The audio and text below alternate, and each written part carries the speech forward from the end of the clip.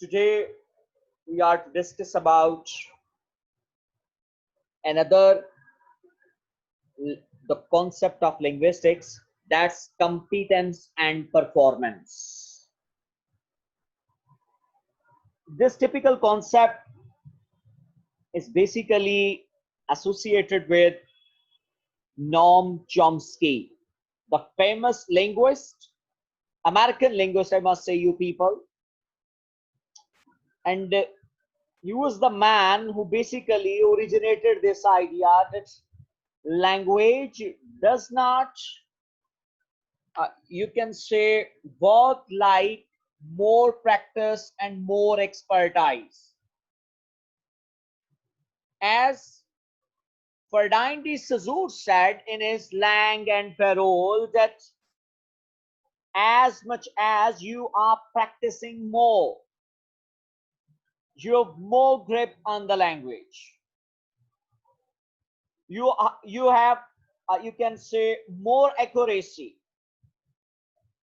But when we, you can say, discuss about Noam Chomsky, he says that language cannot be learned through a behavioral approach, behaviorism, as we previously discussed about B.F. Skinner's experiment on rat and Pavlov's experiment about on a dog, कि जो behaviorism के साथ जो है वो connect करता है. यहाँ जो more or less जो कॉन्सेप्ट है वो बिहेवियरिज्म के साथ नहीं बल्कि मेंटलिज्म, इस कॉन्सेप्ट को हम मेंटलिज्म का नाम देते हैं. तो चॉम्स्की के ख्याल में हमारे अंदर जेनेटिकली एक लैंग्वेज डिवाइस मौजूद है जिसको लैड कहता है, वो लैंग्वेज एक्विजिशन डिवाइस. और वो कहता है कि असल में हमारे पास हम लोग इनेट रूल्स रखते हैं किसी भी लैंग्वेज के हवाले से. We keep innate rules. Suppose I can share with you people, and it's very, you can say, appropriate. Mr. Ahmed is my father.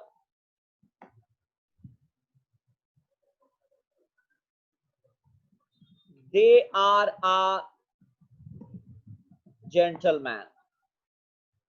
अब ये जो दे की गलती है, ये बड़ी कॉमन गलती है जो हमारा कोई भी बच्चा जो है वो एरर कमिट कर रहा होता है. बेसिकली वो दे इस वजह से यूज करता है कि वो मोर और लेस, खास तौर पर ये आपको यहां नजर आएगा सब कॉन्टिनेंट में बहुत ज्यादा इस तरह की कि वो अपने बाप को इज्जत देना चाहता है. आप एक शरीफ आदमी हैं या वो एक शरीफ आदमी है, तो उसके लिए मतलब हैं के साथ वो यूजुअली दे यूज कर जाता है. फिर इसी तर्ज के साथ जैसा कि मैं आपके साथ मतलब शेयर करता हूं कि यूजुअली हम लोग ये बात करते हैं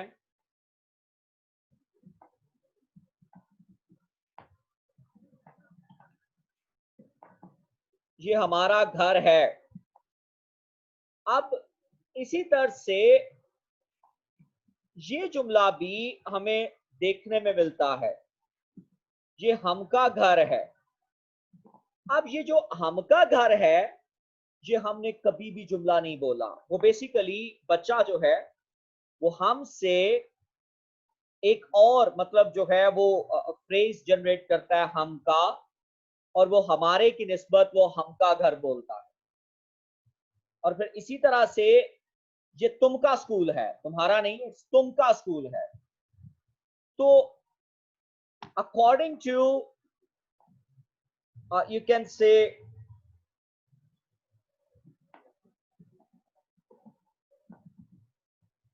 Chomsky,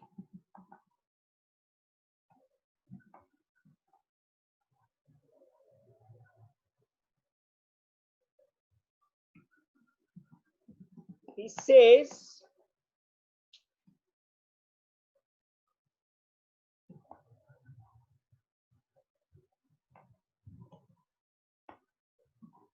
that all human beings are born with an innate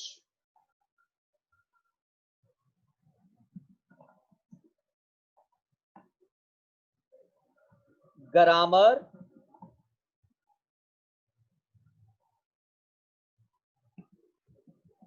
which is genetically fit in our mind, जो जेनेटिकली हमारे माइंड के अंदर कहीं ना कहीं फिट होती है, और उस जेनेटिकल डिवाइस को इसने जो नाम दिया है, he says that is what we call LAD, language acquisition device। इस तरह से इसको एसोसिएट किया जाता है। वो कहता है कि एक बच्चा एक खास एज पर पहुंचने के बाद उसकी ये जो जेनेटिकल डिवाइस है कि ये जो language acquisition device becomes active at a certain stage of the child।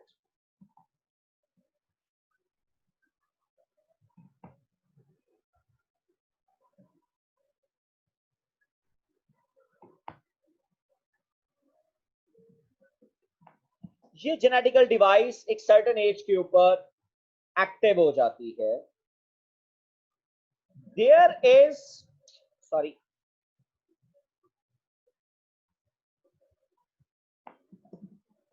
There is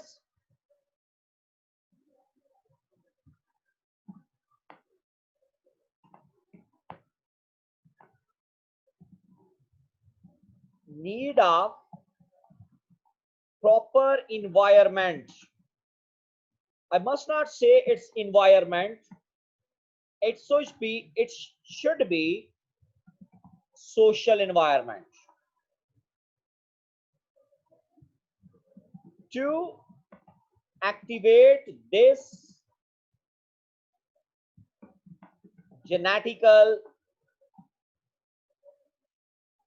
genetically fit device। कि इस जेनेटिकली फिट डिवाइस को एक्टिवेट होने के लिए प्रॉपर सोशल एनवायरनमेंट दरकार है। अगर ये सोशल एनवायरनमेंट मौजूद नहीं है तो ये डिवाइस एक्टिव नहीं होगी। और बच्चा क्या करता है, he receives language in function from society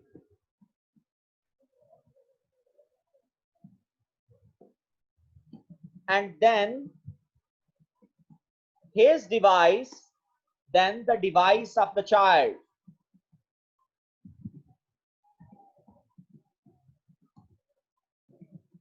helps him to trigger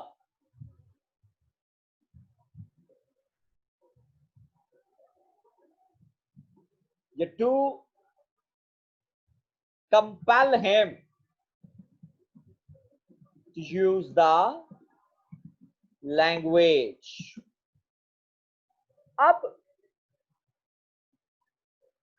ये बात वाज़िया है कि ये लैड हर एक के अंदर एक जैसी है। ये जेनेटिकली फिट है, ये बिल्ट इन है, हम इस डिवाइस को डिस्कार्ड नहीं कर सकते। whereas असल जो किरदार है वो अदा करती है आपकी social environment. Suppose language, acquisition device,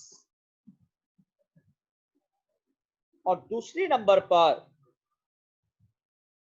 the capacity of the child to use the language.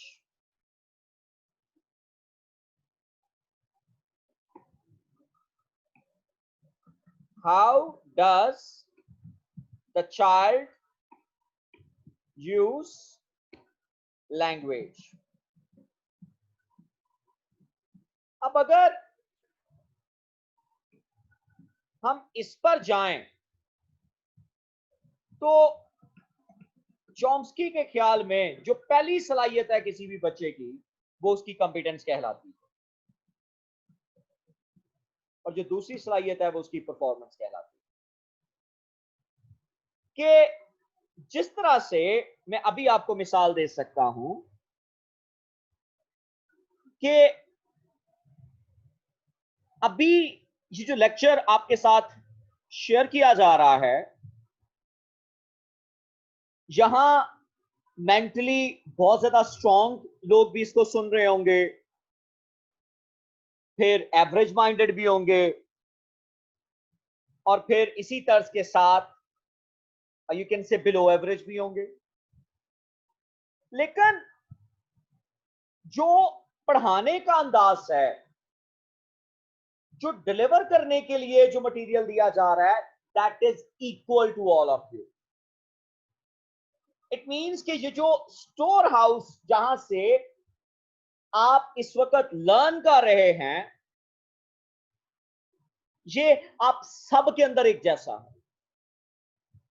लेकिन जब इसी सवाल को, इसी कॉन्सेप्ट को when I am going to say you कि आप इसको पेपर के ऊपर उतारें, तो उसमें से कुछ लोग बहुत एक्स्ट्रा ऑर्डिनरी जो हैं वो इस क्वेश्चंस को बिल्ड कर जाएंगे, और कुछ जो हैं वो इतने अच्छे अंदाज से इसको एग्जीक्यूट नहीं कर पाएंगे।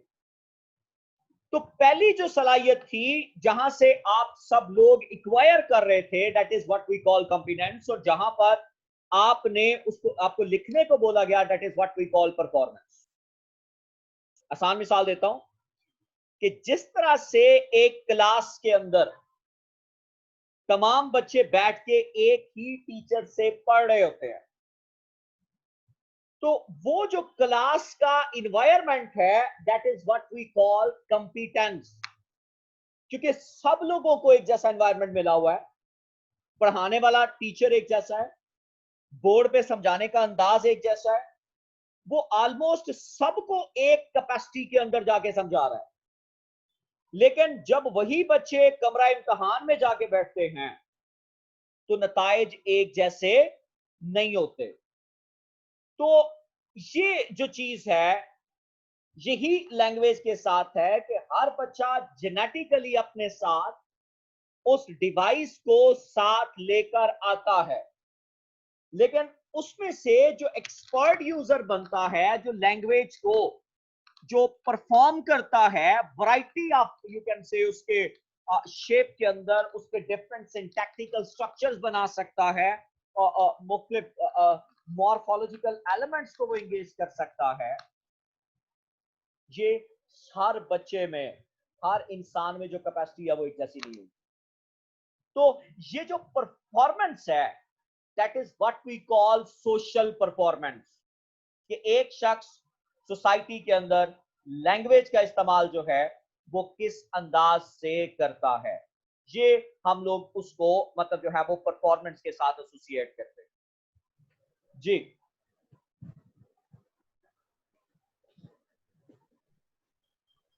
जी। The famous American linguist Noam Chomsky Noam first Chomsky, used these terms. use these terms to specially refers to a person intuitive knowledge of the rules and structure of his language as a native speaker. Speaker के He हर बंदे के called it पास एक competence. Intuitive knowledge होता है। अब यहाँ मैं आपको एक और मजे की एक आपके साथ मैं मतलब बात बताता हूं कि समहाउ आपको यू कैन से इंग्लिश लैंग्वेज का एक सेंटेंस आप बनाते हो और उस सेंटेंस को जब आप यू कैन से स्ट्रक्चर कर रहे होते हैं या आपके सामने इंग्लिश का कोई जुमला आ जाता है या उर्दू जुबान का कोई जुमला आपके सामने आ जाता है और जुमला पढ़ते ही या लफ्ज पढ़ते ही आपको ये लगता है कि ये मतलब इस तरह से नहीं लिखा जाता। मसलन सपोज आप में से कई लोगों ने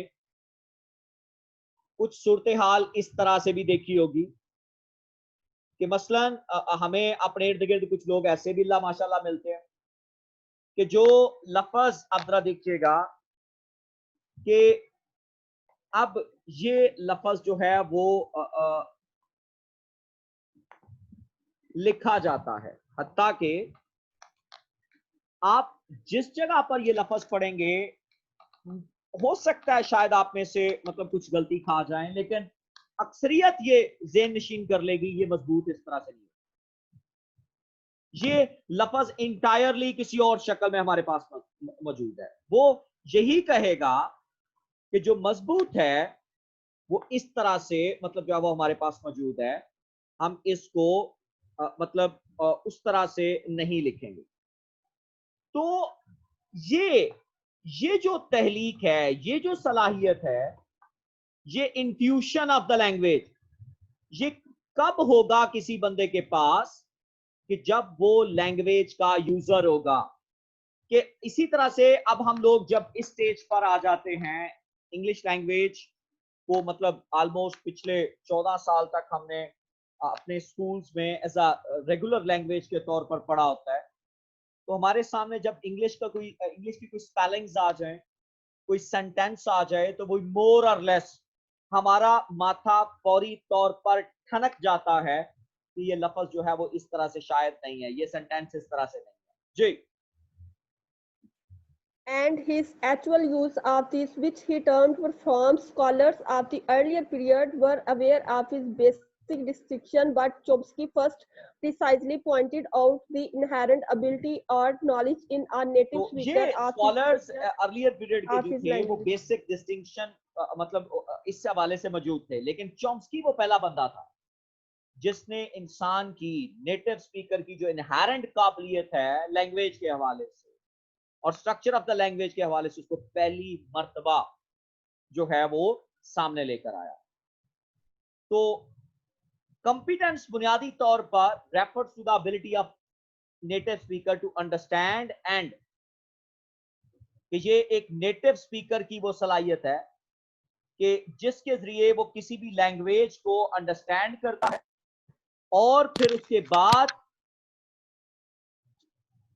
उसी लैंग्वेज को जो है वो परफॉर्म करने की एंड प्रोड्यूस अटरेंसेस, और उसके साथ मतलब जो है वो मुख्तलिफ किस्म की अटरेंसेस जो है वो करने के काबिल होता है। Understand and produce utterances, that is what we you can say call जो है ये मतलब जो है जो अटरेंस प्रोड्यूस करना होता है ये उसकी जो है वो परफॉर्मेंस कहलाएगी। तो and produce utterances which he may never find the opportunity either to understand or to produce. So competence is the tacit knowledge of the language. Your hidden knowledge है, performance is the use of language in concrete situations. तो sentence is a concept belongs to the competence while belongs to performance. ये जो sentence है ये बुनियादी तौर पर मतलब जो है वो इस तरह से जो है वो बोला जाता है, लेकिन अगर आप उसी को बोल दें तो सिर्फ कॉन्फिडेंस नहीं होगी बल्कि वो क्या बन जाएगी, परफॉर्मेंस बन जाएगी। तो according to you can say Chomsky कि किसी भी शख्स की वो जो उसकी कॉन्फिडेंस कहलाएगी, वेयर एज जो वो सोसाइटी के अंदर जो वो फंक्शन ऑफ द लैंग्वेज को जब वो परफॉर्म करेगा तो वो उसकी परफॉर्मेंस कहलाएगी जी। The native speaker of a language possess an जी मरियम तुम्हारा नया नाम जी, The native speaker of a language possess an possesses an inter internalized set of rules. तो किसी भी शख्स के अंदर जो है वो मोर or less internalised set of rules होते हैं। जैसे वो ये मतलब वो एक बच्चा जो है वो भी अपने अंदर ये इंटरनलाइज्ड सेट ऑफ रूल्स जो है वो रखता है। जब वो ये घर हमारा है की बजाय ये घर हमका है कहता है, तो समझ लीजिएगा कि उसका जो जेनेटिकली जो इंटरनलाइज्ड रूल्स हैं वो उसको मतलब उसको those rules are compelling him कि वो इस जुमले को इस अटरेंस को परफॉर्म करे। तो which is the base of the ability to understand and speak. तो अगर वो तो हम बाई बर्थ तो मतलब जो वो सोसाइटी से सीखता है, लेकिन वो जो कैपेसिटी है आप जब उसके साथ मुस्कुरा के बात करते हैं तो वो आपकी बात को अंडरस्टैंड करता है। इट मीन्स कि उसको सोशल एनवायरनमेंट मिल रहा है और उसकी लैंग्वेज एक्विजिशन डिवाइस जो है वो एक्टिव हो रही है। जी, while reading a new book he comes across right from the start new expression and sentence which he had never read before, but he does not find any difficulty in understanding them. हाँ, कि जब आप एक नई किताब पढ़ते हैं तो उसको नए एक्सप्रेशन सेंटेंसेस के साथ वास्ता पड़ता है जो उसने पहले कभी नहीं सुने हुए। लेकिन चूंकि जेनेटिकल एबिलिटी मौजूद है, वो लैंग्वेज के मुख्तलिफ मतलब एंगल से उसका यूजर है और करते हुए मसला नहीं आता। जी, Each sentence is a new construction, but since he had easily understood. Ji, As Ronald Warded is says, each sentence is a new construction, but since he had mastered the rule of the language, any number of new constructions is easily understood. तो इस तरह से वो चूंकि उसने grip कर ली होती है, इस वजह से वो कितने भी मतलब जो यू कैन से यूज ऑफ सेंटेंसेस हैं वो उस हवाले से बहुत ज्यादा मतलब जो है वो न्यू कंस्ट्रक्शंस कर सकता है, वो इजीली अंडरस्टैंड कर सकता है। और इसी तरह से रोनाल्ड वार्डा कहता है the ability the reader has to understand novel sentences derives from his competence in English। ये जो उस शख्स की जो काबिलियत है कि जो नए सेंटेंसेस को यू कैन से वो अंडरस्टैंड कर सकता है, ये उस शख्स की क्या है कि कॉम्पिटेंस है मतलब जो है वो इंग्लिश लैंग्वेज के अंदर। और his competence also makes him reject the ungrammatical constructions कि जो भी उसके सामने जुमला अनग्रामेटिकली होगा वो उसको रिजेक्ट करेगा। Consider the sentence flying planes can be dangerous। तो अब ये ambiguous सेंटेंस है कि शायद जहाज उड़ाना खतरनाक है या उड़ता हुआ जहाज खतरनाक है। And utterances like I well have seen the captain well but it was raining and I had no raincoat, what a bad memory I have, as indicating that the speaker has wandered off। कि किस तरह से मतलब जो है वो अपनी memory के हवाले से मतलब जब वो एक जगह पर मतलब नहीं रहता बल्कि उसकी मेमोरी जो है वो उसको तंग करती है। तो competence also makes him recognize an expression कि वो उसके सामने जब कोई जुमला मतलब एक नया जुमला बोल दिया जाए, एक जब नया कॉन्सेप्ट जो है वो बोल दिया जाए तो उसके अंदर ये सलाहियत भी होती है कि वो सेंटेंस को रिकॉग्नाइज करे, रिकॉग्नाइज एंड फिर ना सिर्फ वो बोलने वाले की टोन से अल्फाज से वो अंदाजा कर सकता है कि उसको हुक्म दिया जा रहा है, रिक्वेस्ट की जा रही है, पोलाइट पोलाइट वे से उसको कन्विंस किया जा रहा है या rough order and so on जो है वो इसमें जो है वो एग्जिस्ट करता है। Performance is what actually a speaker says. Performance more or less जैसा कि मैं बता रहा हूं it is substance the actual manifestation of his competence. जितना उसके पास सलाहियत है जब उसमें से वो जितना बोलेगा, मसलन सपोज एक बंदा हैवी वर्बोसिटी के साथ हमारे सामने बोल रहा होता है तो हम उसको क्या कर रहे होते हैं, एडमायर कर रहे होते हैं कि देखो जी लैंग्वेज का बड़ा जबरदस्त एक्सपर्ट है। तो ये उसकी मतलब जो है वो फिर कॉम्पिटेंस कहलाती है। जी, सॉरी मतलब जब वो परफॉर्मेंस कहलाती है कि वाकई में उस वो बंदा जो है वो लैंग्वेज का बड़ा अच्छा यूजर है। जी, one can understand a speaker's competence by studying his performance in learning a new language. Also, it is wiser to develop the basic competence हाँ, rather than a memory pieces of तो हमें sentence and सबसे phrase. पहले अपनी competence मतलब जब आप language learn कर रहे हो तो अपनी कॉम्पिटेंस बढ़ानी चाहिए, मेमोराइज नहीं करना चाहिए।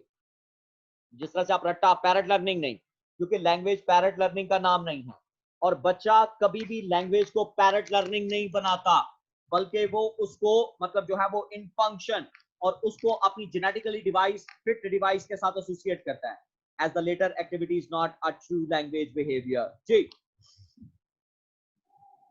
Chomsky characterized generative grammar of a language, कि जिस तरह से हम मतलब एक ग्रामर से वो कल आया था क्या नहीं आया था, वो कल आया था, उसी से हमने एक नया जुमला बना लिया है क्या नहीं आया था।